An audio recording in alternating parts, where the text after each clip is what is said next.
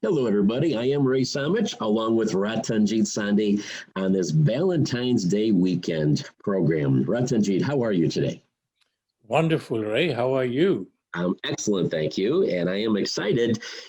Sometimes we really don't pick a topic until the last minute before a show, whatever kind of comes to the top of our heads or the top of our souls or whatever it is. But today we're talking about something that you had planned out for the last few days because this is Valentine's Day weekend. And Valentine's Day is kind of when we think about love. And you came up with a really interesting take, which I appreciated seeing because we always talk about falling in love.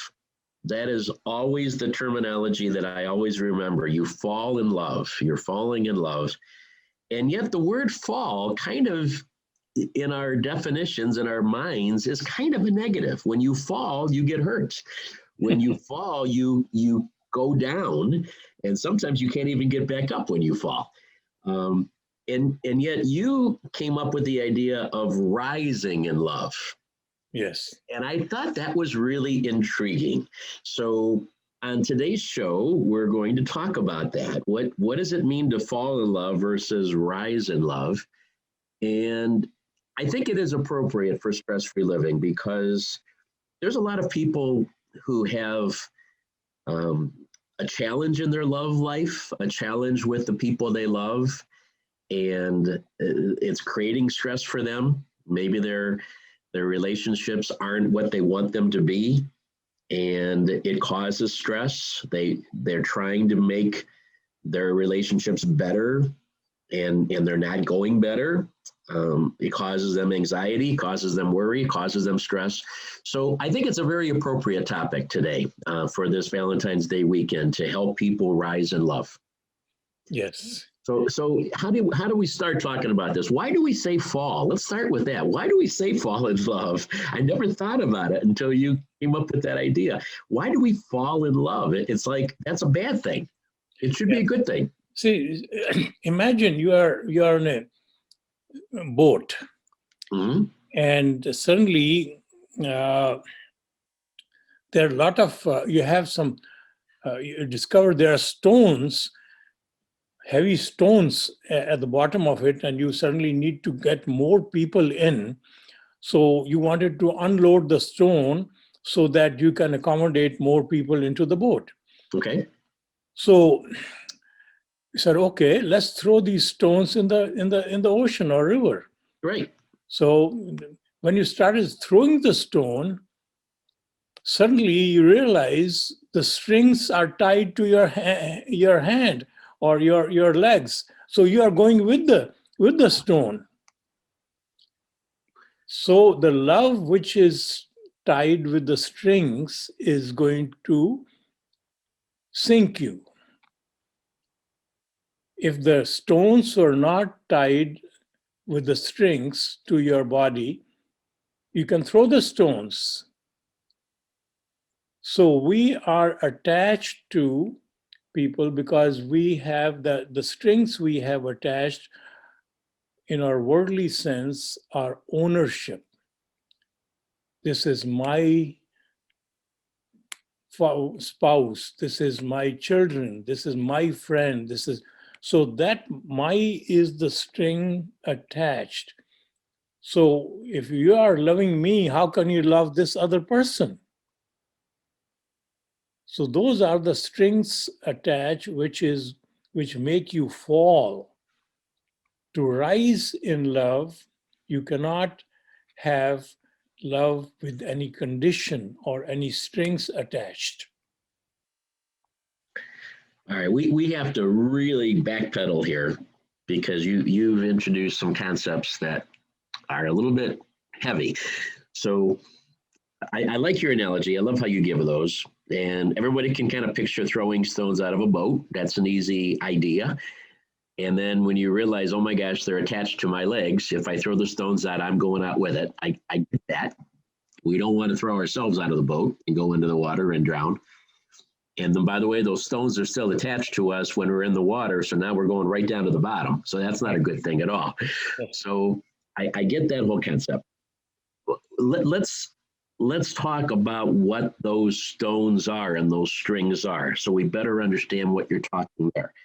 Because I like to think that I make my decisions of who I love and how I want to act with them independently and totally on my own. Are you saying that I don't do that? Are you saying that most people connect to others in such a way that we're creating these burdens, we're creating these stones on us that we're attaching?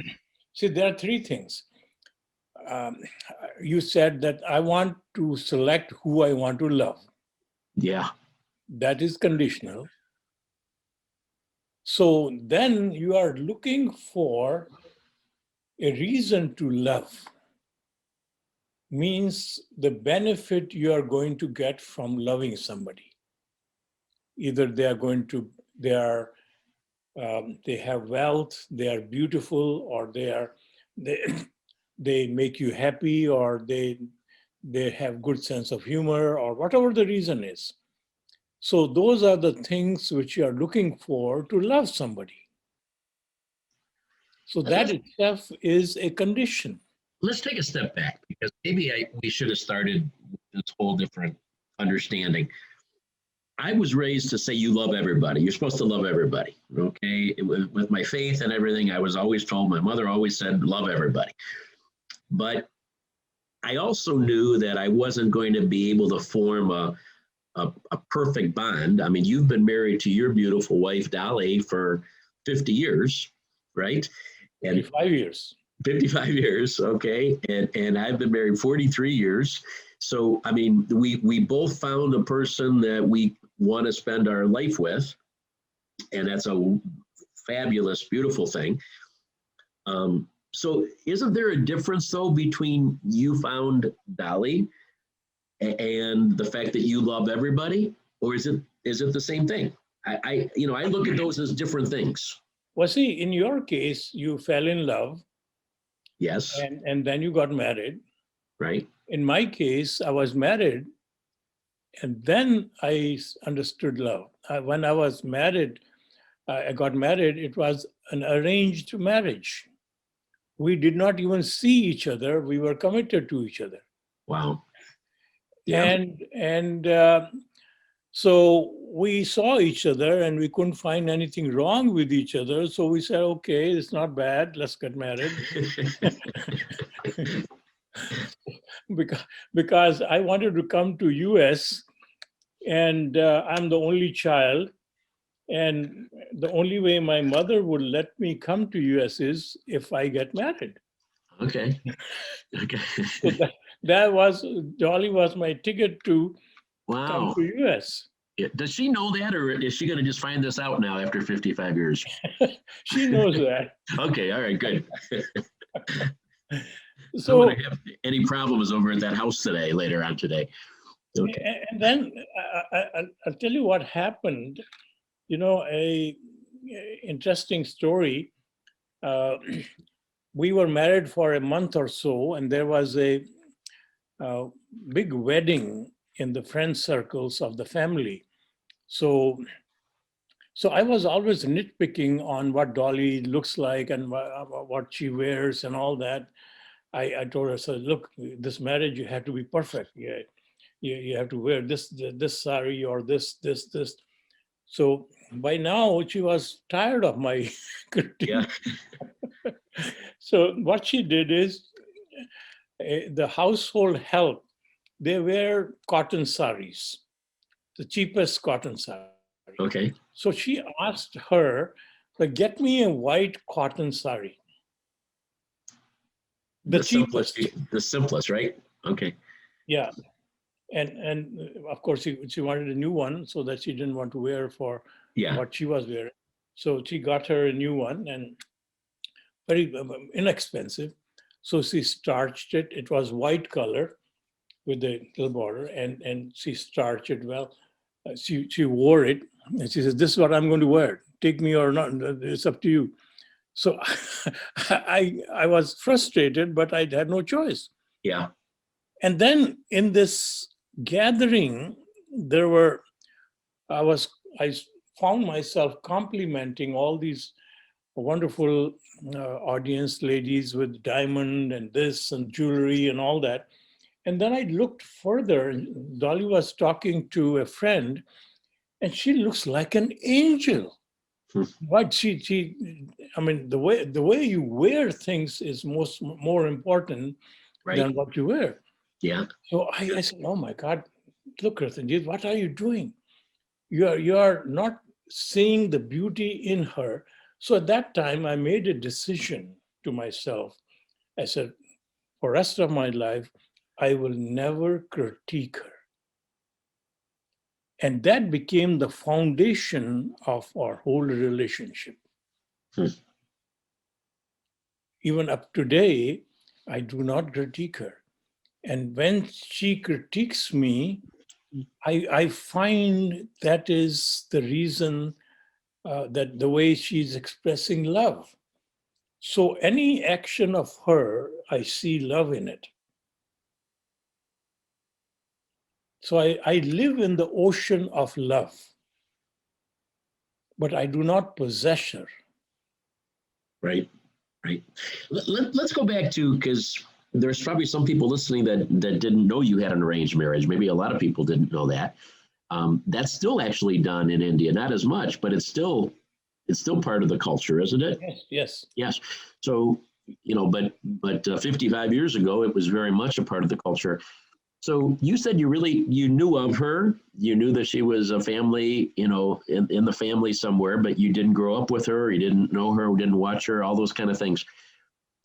Do you think it would have been better falling in love beforehand and then getting married, the kind of the way that we do it in America, or what? I mean, I can't kind of imagine that. I mean, that's just so far different from my culture. It's hard enough to have a relationship in this country. I mean, most marriages end in divorce, even when you pick them, let alone when they're prearranged. So what is your feeling now that you've gone through this 55 years? A prearranged marriage, is that a good thing? Well, see, what happens is, even when you fall in love here, somebody introduces you, right? Yeah. Somehow you get in touch, somehow you get to know them. And then you go around and dating and get to know a little more. And finally you decided that this person is good. So we had kind of a dating after marriage. So it's the same thing we went through, and we found each other to be, and then there was another incentive because we were married to regardless. So we have to look for good things in each other. Right. That's the difference. That's the difference. I mean, when you do that before you get married, it's almost like you look for a reason to get out of the relationship. Yeah. Not to keep it. And whereas in your marriage, you were saying, well, we're married now, so I have to look for the good in every situation. I mean, but the thing is that frames it differently. There are so many amazing qualities in her. So our marriage is one-sided. She definitely could have had a much better partner than she found. So I always kid her and says, your choice is not as good as mine. I feel the same way, by the way. Yes, I understand where you're coming from. So she had made me much better person than I could have ever imagined that. And this is all because of her. So is that what we should, did you just give a major gold nugget there? Is that what we should look for? Should we look for somebody who makes us better? Yes. Well, you see, the thing is that ultimately you have to understand why do we need to make ourselves better, or is there something in us which is becoming a hurdle for us to become better?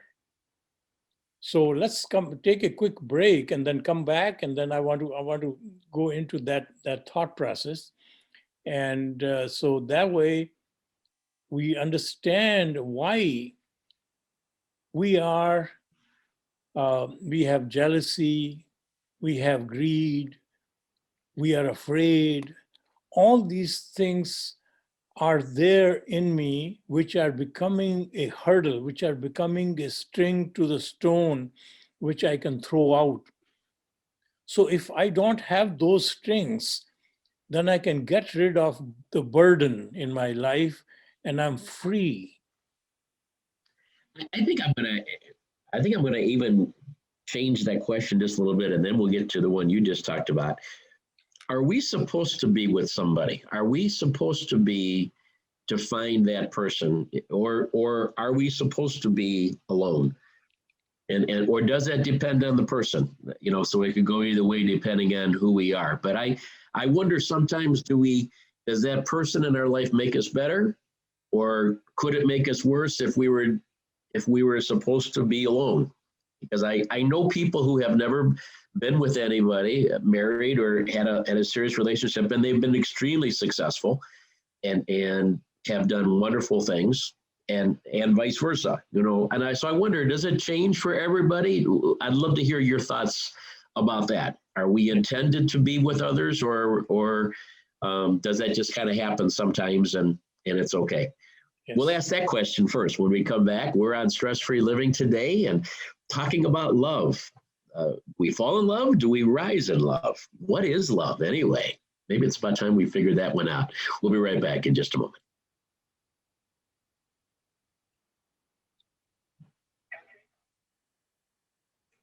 Okay.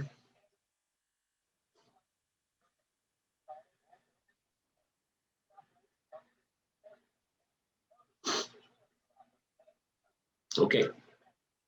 I like so far? All kinds of things all over the board so far.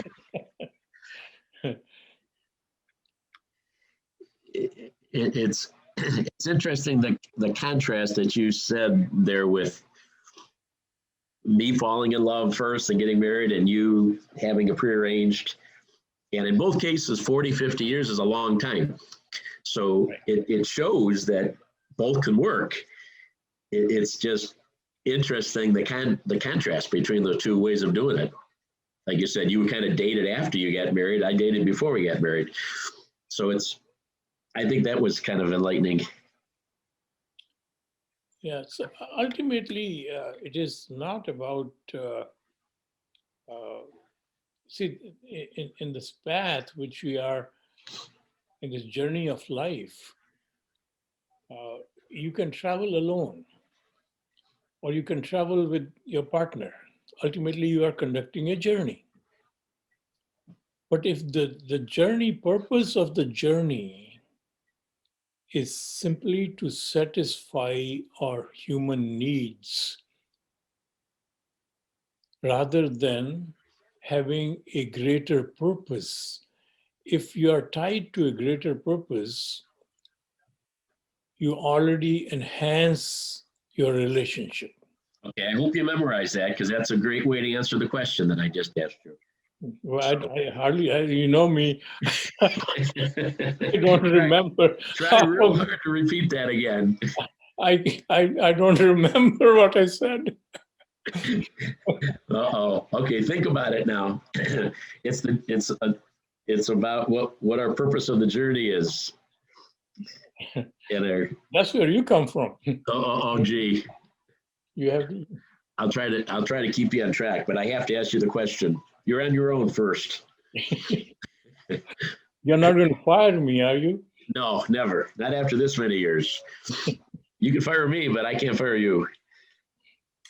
Okay, we're in the last 30 seconds, I think.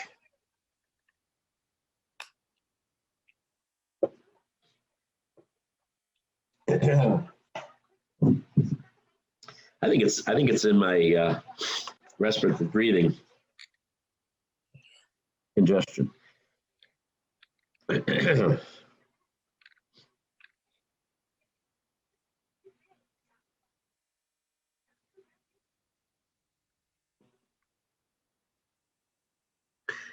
And we're back on Stress Free Living. Ratanjit, Sondhe, Ray Samish with you today. Thank you so much for joining us as we were talking about love on this Valentine's Day weekend and hopefully rising in love as opposed to falling in love.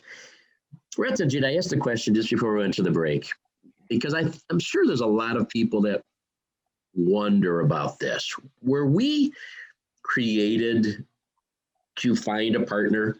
Were we created to go through life by ourselves? And if we happen to find somebody to share it with, that's a good thing. For some people, maybe for other people, it doesn't matter. What are your thoughts on that? There's a lot of people that spend their whole life trying to find somebody, and maybe they finally do later in life, maybe they never do. There's other people that find it right off the bat. There's some people that go through 5 marriages looking for the right one. What do you think on that? Is that part of how we're made to be with somebody or not? Well, see, if we are looking to get married to satisfy our personal needs, what I need, they look beautiful, they'll have more money, they have good. So those are the things. Until we have a common purpose, which is bigger than both of us, you cannot have a strong marriage. You cannot have a strong relationship. See, ultimately, Ray, we are born to die. We come here for a very short period, although it looks like 50 years, 100 years, long life. But it really passes. I still remember when I landed in US in 1968. Yeah. It's more than 50 years ago. And suddenly, very quickly passed by. Right. So life is going to pass very quickly. So why are we here? We are here waiting to die. We are here collecting all these good things. We are here to produce children. We are here to do what? So until our overall mission is understood that we are a value creating entity, we are here to make our surroundings better. We are here to make anybody who comes across in our life feel better. We are here to enhance the goodness in every situation. If that becomes your mission, then obviously, while you are distributing goodness, you end up going to distribute goodness to also your partners. So who would not like that relationship where goodness is given to you in that relationship? So that is how you rise in love. If you are looking for things for you, what am I going to get? You haven't said, I love you. You haven't done this for me. You haven't done that for me. If you go on that path, you are going to fall in love. You're going to go down. Your stone is tied to your feet. You are going to sink. To get rid of the thread which ties you to the stone, you become unconditionally a person who creates goodness in every situation, enhances value in every situation. And then you begin to nurture, you begin to manufacture love within you. So when a person is lonely, it is not because he or she does not have loved ones around them.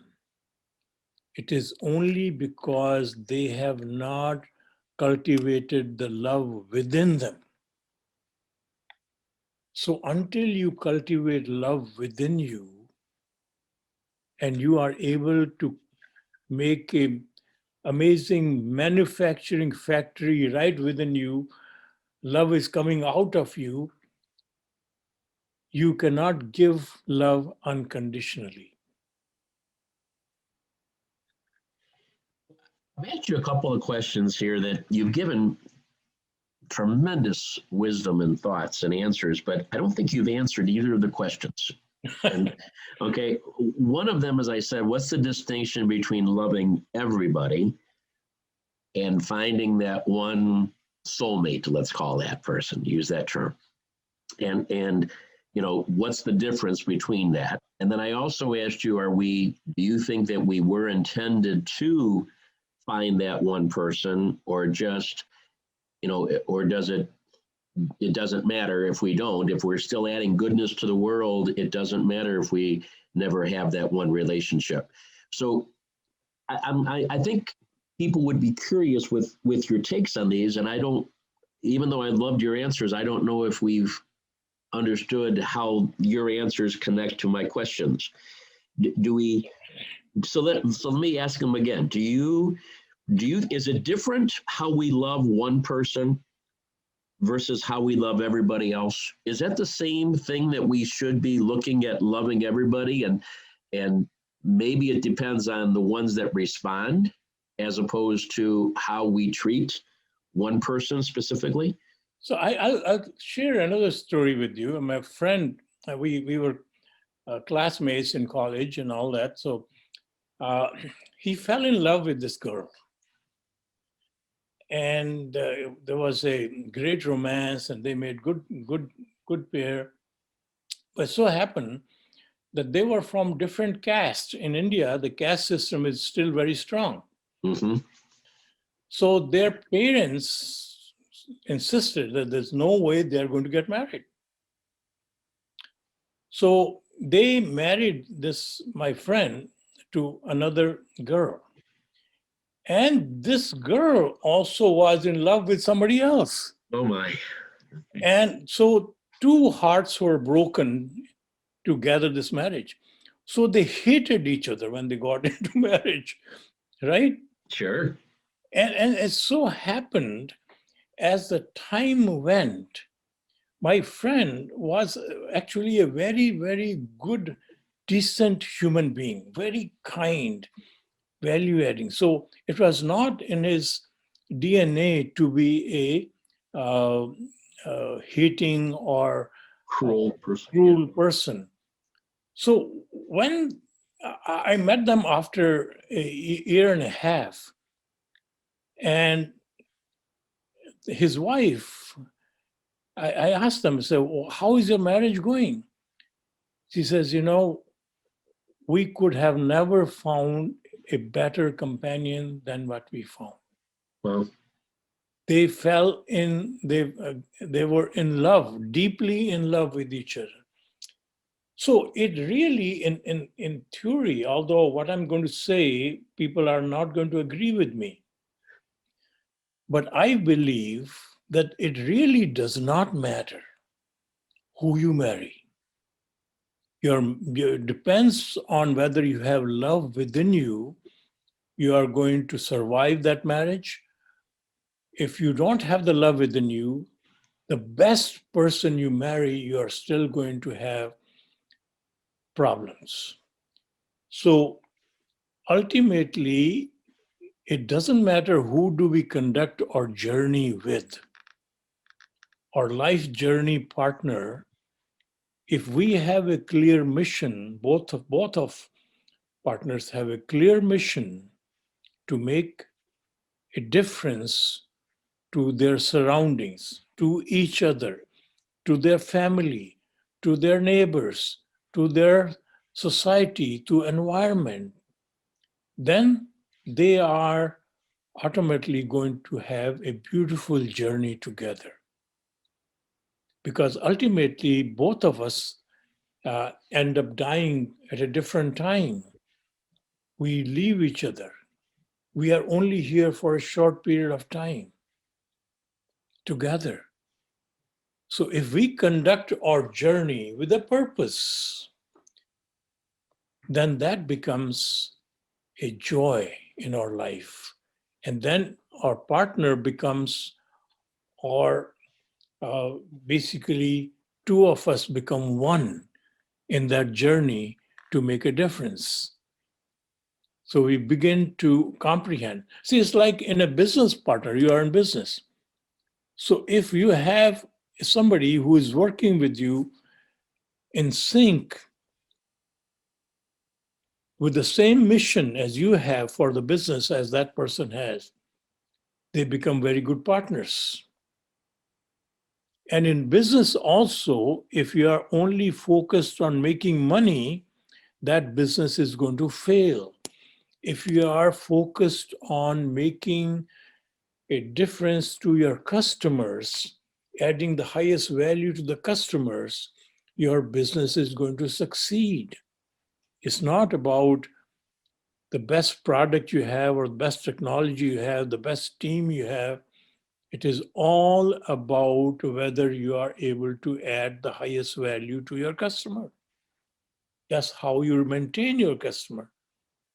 And when you have employees who are also focused on adding the highest value, they will begin to feel better about themselves. You will have loyal employees working in your company because inside of us feels the need to make a difference. That's all beautiful, and it does answer the questions pretty well.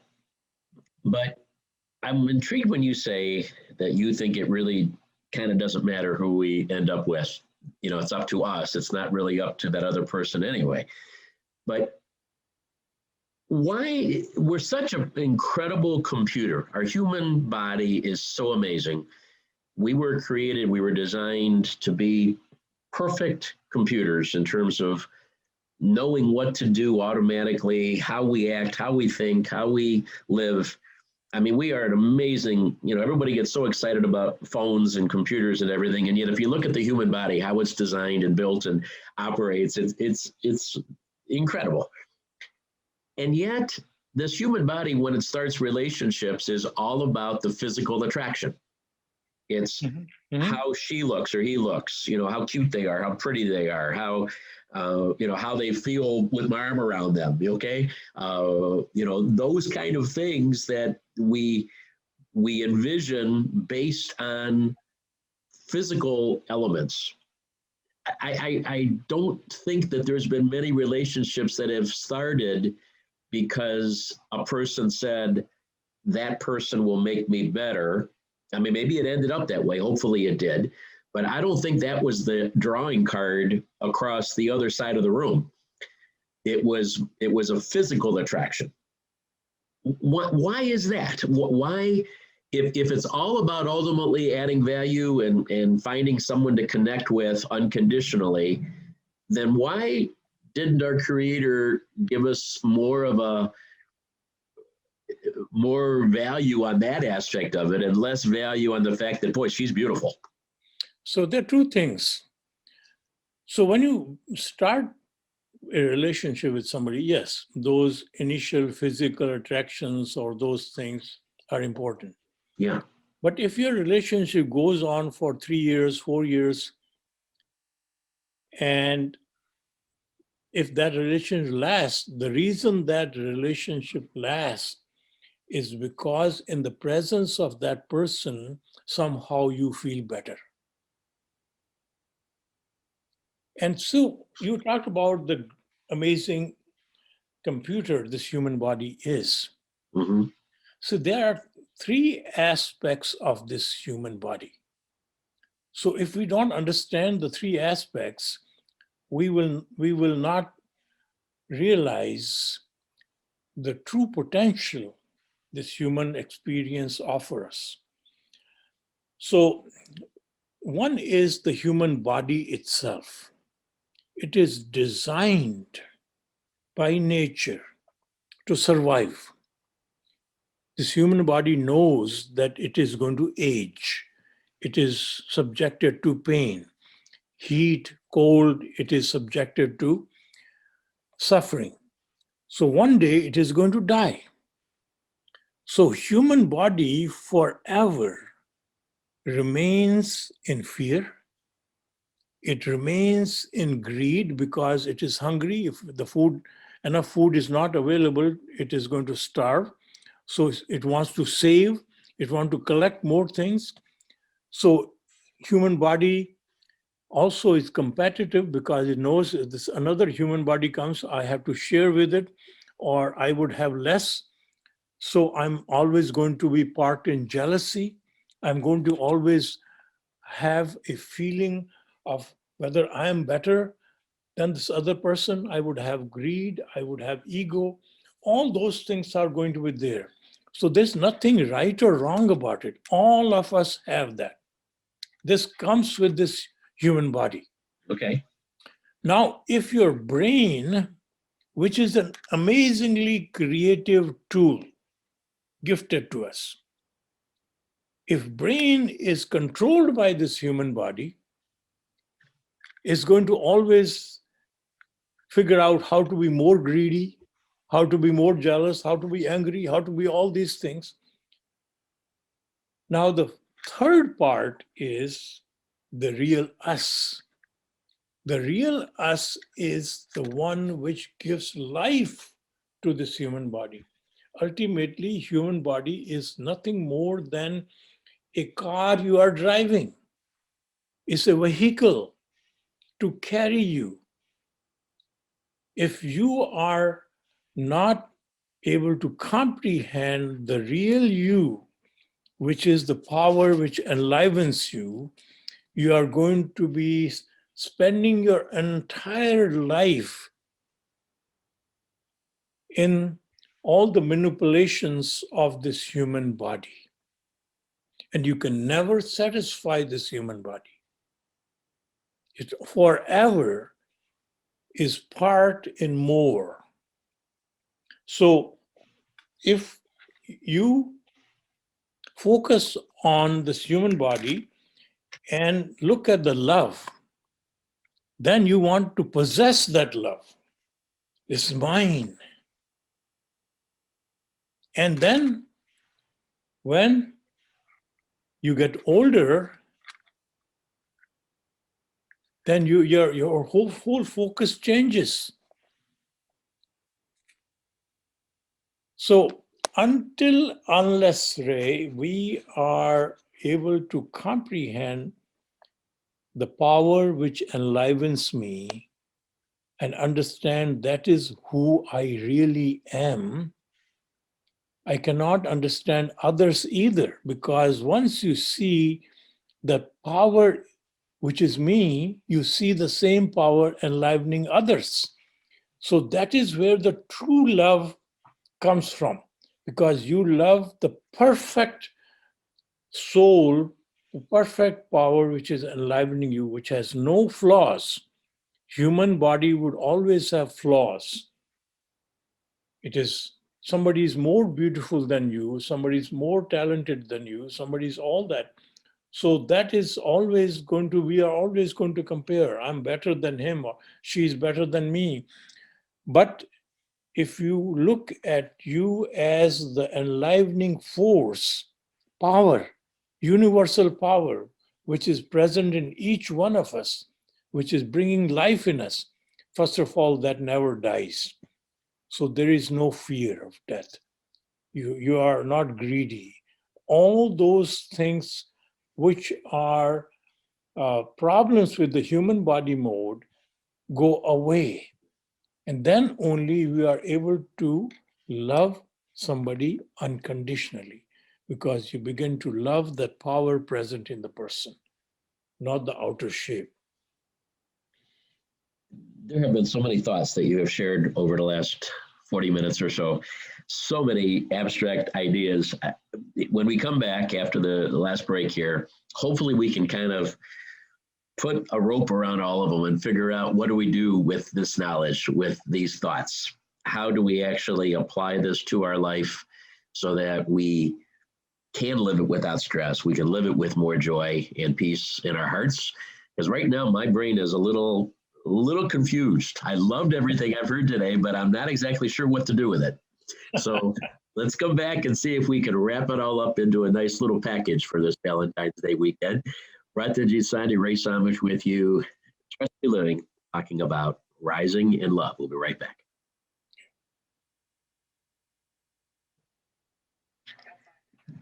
I don't know if it's because my brain is confused, or if we're just in all directions here. I loved everything you said. Everything is great, but I don't know if it what to do with it. I don't know what to do with it. So let's come back and try to do some action steps. Like how do we implement this in our life? I think what you just said there, I think maybe you want to start back with it is not have the fear. I think I would come back with that, because that really does dictate fear of making a mistake, fear of being alone, fear of choosing the wrong person, fear of not finding the right person. I think that really is it's a big hindrance to a lot of people. So maybe you should put that back on the table of saying you have to be without fear. Just a thought. But if we can kind of wrap this up into like what do we do with all this? Yeah, so that only comes when you are in the mindset of, if the mind is controlled by the enlivening power, then mind understands that there's no fear, because suddenly you are not associated with death, you are not associated with pains and suffering. So that doesn't mean that your body's pain and suffering or hunger is going to go away. What you mean is you begin to serve this body rather than being dictated by this body. You have this car. Car begins to become obsession, then it dictates your life. But if car is a vehicle, you still take care of the car. You provide fuel to the car. You take care of it. You maintain it. But you understand my purpose is this car only takes me from one place to another. Right. Maybe start with that, brother. Start with that. We can relate to that idea of recognizing it's a car, and that if you spend all your time polishing the car and keeping the car in perfect condition, it's important to do that, but you lose focus on what that car's purpose is. Just to be the vehicle, it's not really you. Maybe that's a good place to start. Yeah. Okay. But if I remember all that. I know. Let's think of the car. Think of the car when you come back. That's a good place to start. We'll see. We'll see where it goes from there. But I like it. I'll prompt. And we are back on Stress-Free Living. Ratanjit, Sondhe, Ray Samich with you today, this Valentine's weekend, talking about love, talking about rising in love. Ratanjit, for so many of these shows that we've done over the years, I feel by this time that we have kind of talked things through. For some reason or other today on this show, maybe it's me, maybe it's because love is so complicated. I mean, this is probably one of the biggest mysteries of our human life for generations. What really does love mean, and how do we really conquer it and use it to its fullest? So maybe we're just bit off more than we can chew today in a 1 hour show. But I've loved everything you've talked about. Every detail that you've mentioned here has made sense. But for somebody listening right now who is challenging for whatever reason, and there's very few perfect relationships out there. I mean, there's very few situations where somebody says everything is perfect in my relationships. There's some people that are struggling even more. What do you recommend? How do we start? What do they do to put themselves in the right frame of mind, frame of heart, frame of soul to be able to live a joyful, peaceful life, with or without the type of love that we're talking about?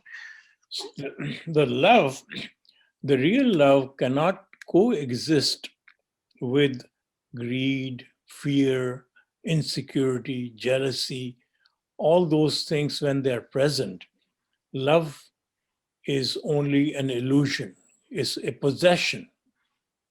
This is mine. That is what love becomes. So love is only possible in the spiritual mode, in the mode of understanding that I am the power which enlivens me. So it's like during the break we mentioned about the car. So if it is the vehicle, if you are just got 17 years of age and your dad is a rich guy and got you a sports car, and you are obsessed with this car.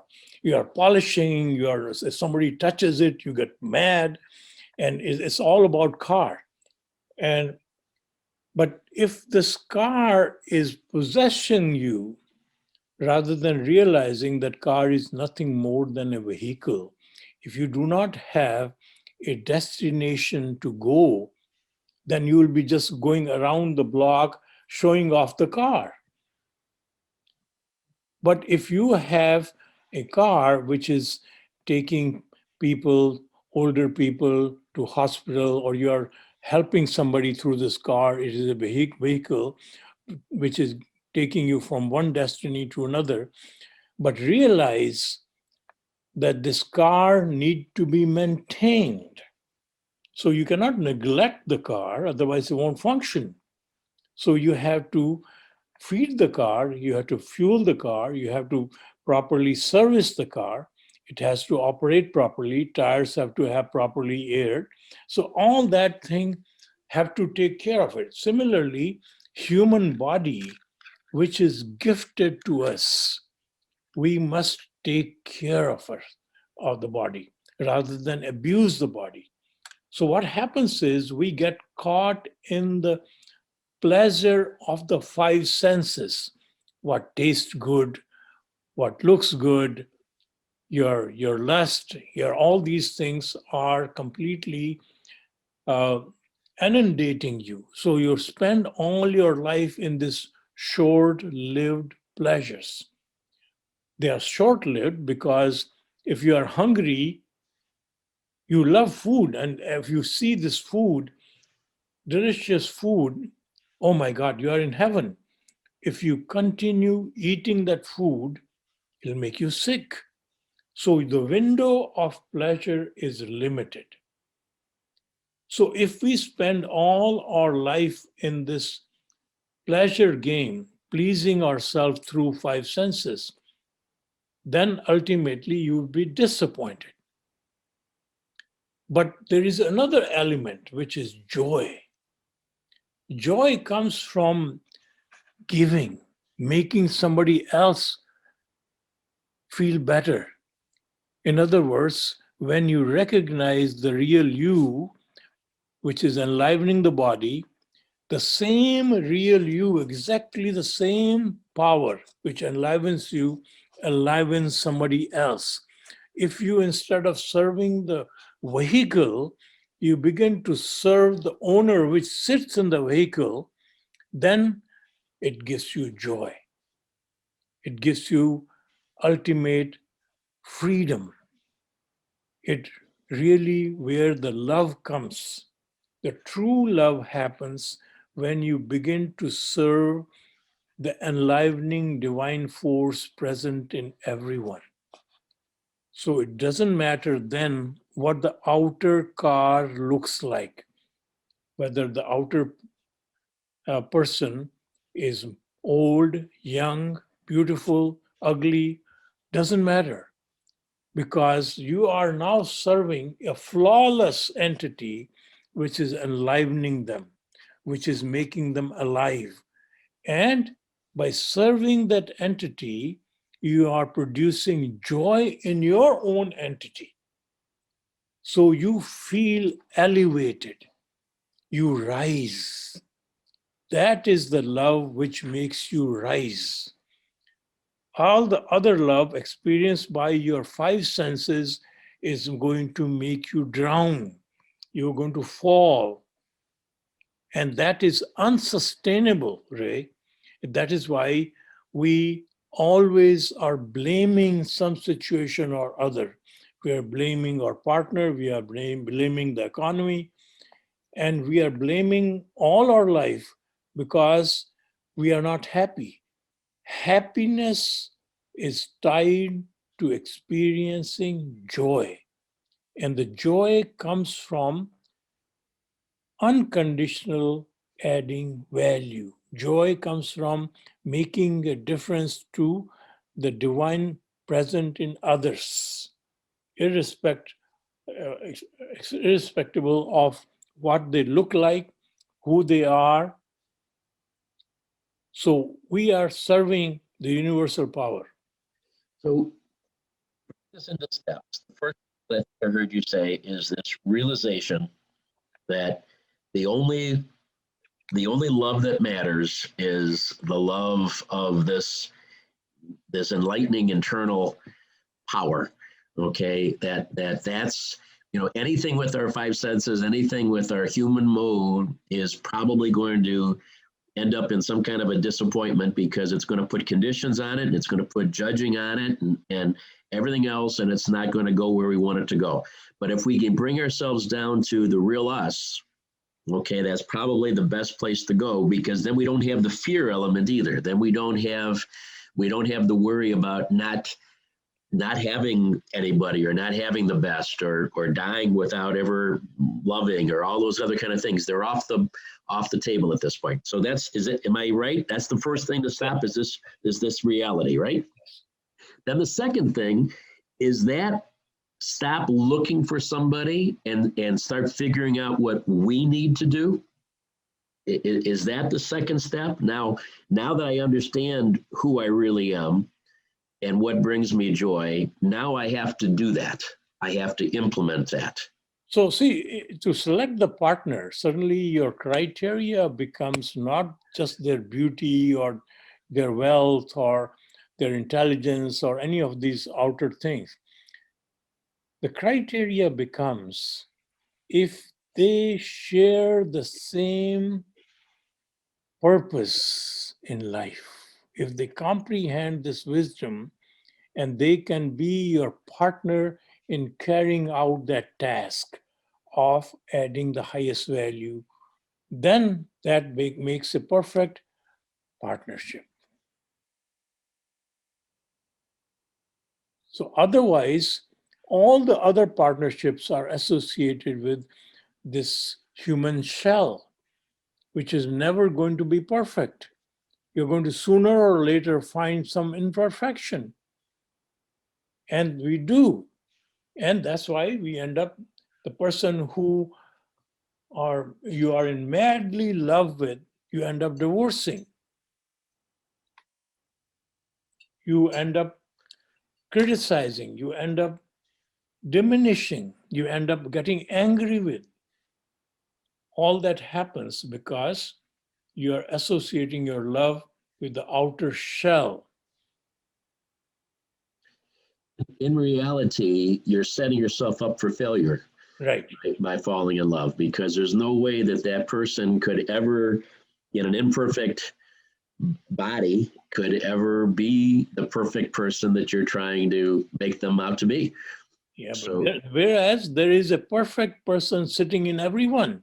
Right. But right. As long as you can find a purpose, if they are overly preoccupied by this human body mode, and you are not going to be able to change them, then your life spent with the person who is overly occupied with the human body mode is going to be difficult.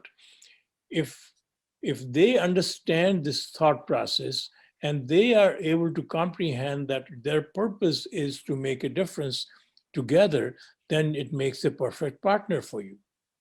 I just suggested that other person could never live up to what you expect, but in the same way, you could never be what they expect either. Right. Because it's all about the shell. It's all about the appearance, and it's about the outwardly things, and not falling in love, or in your case, rising in love by really realizing the best value of that person is that unconditional, perfect person on the inside. You rise in love by adding value. You fall in love by expectation of somebody loving you.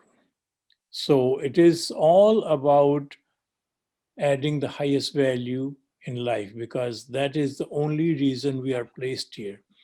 But you cannot do that in the human body mode. You can only do that in the spiritual mode of realizing that you are really the power which enlivens you.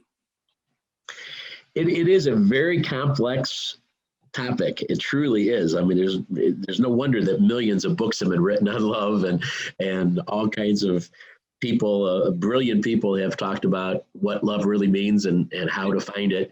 It's But actually very simple, right? that's what I was going to say. But you've made it very simple here, Ratanjit. You Yeah. just rise in love by appealing to the real person that's within us and using that real person to form that foundation of love. Yes. Ratanjit, thank you so very much, as always, for sharing your thoughts and your love with all of us. And I wish you a wonderful Valentine's Day, Ratanjit, and Thank you. to Dolly too. And you feel better. I just take care of yourself. So I sense something in your voice and your eyes. So I always feel better after our programs. Always, always. Ratanjit, I know you share this moment in wishing all of our listeners a life of love, a lifetime and eternity with knowing the real us and loving others for all time. Thank you for being with us here today, everybody. And Ratanjit, thank you. And we look forward to being with you again very soon. Remember, folks, we're all playing the same game. Have a great day.